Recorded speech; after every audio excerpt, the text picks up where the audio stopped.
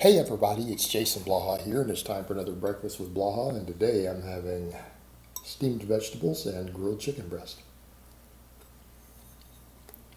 All right, let's talk about squat depth and how it affects muscle growth, because this is an interesting one. There have only been a couple of studies looking at this, and this is one of those things that upsets people when you bring it up.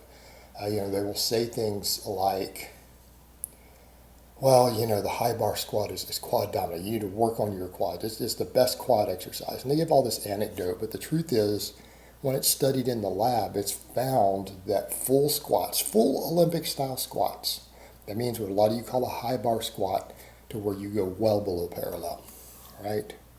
You usually go to your furthest range of motion, or ass to grass. What they find is that when you do that, guess what happens? Guess what happens? The glutes and the adductors grow more than the quads do, right? This is why we say things like glutes and adductors matter more, right? They matter more for building a big squat. And I think we can make the case for adductors when we go to a real wide stance, a true power squat. I think we can make the case for the adductors being more important in that scenario. Just biomechanically, we can make a case for that. Because they're equal to the glutes, and both are superior to the quads in terms of activation and particularly hypertrophy. If we're getting more hypertrophy, we know more work is being done. In other words, if we measure hypertrophy on a big multi-joint movement plotted over 10 or 12 weeks, the muscles that grow the most are probably doing the most work, right? They're probably the most important. They're the most impacted. It shouldn't be a difficult concept to grasp. So again, a lot of us point out, coaches, researchers, things like that. We point out, look, this is a glute and an adductor exercise. Quads matter, they just don't matter quite as much. What's even more interesting, though, is that proponents of this will try to say, well, you're only talking about power squats, and because we go deeper on a full squat, and therefore quads matter more.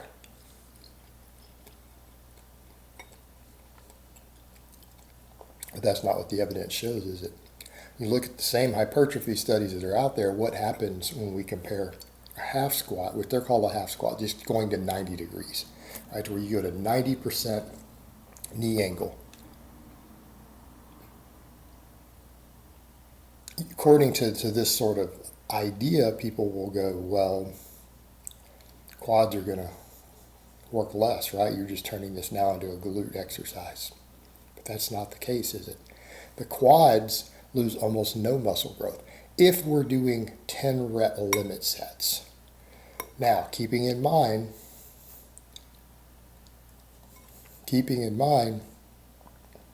you have a heavier weight, right? So the quads seem to get offset by the slightly reduced range of motion. They seem to get offset by the extra tension, and they grow almost as much. They lose only a little bit of muscle growth. Now, keeping in mind, they do lose muscle growth.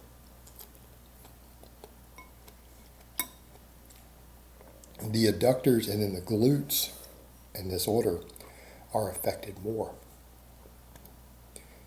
The glute growth tapers off dramatically when we're not squatting real deep. It tapers off dramatically.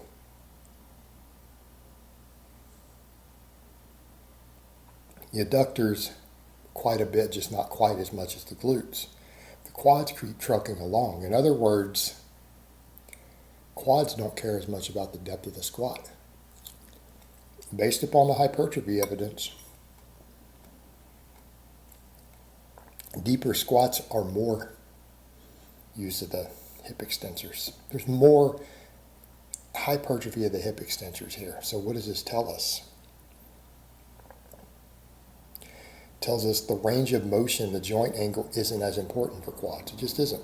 Deep squats are more hip extensor.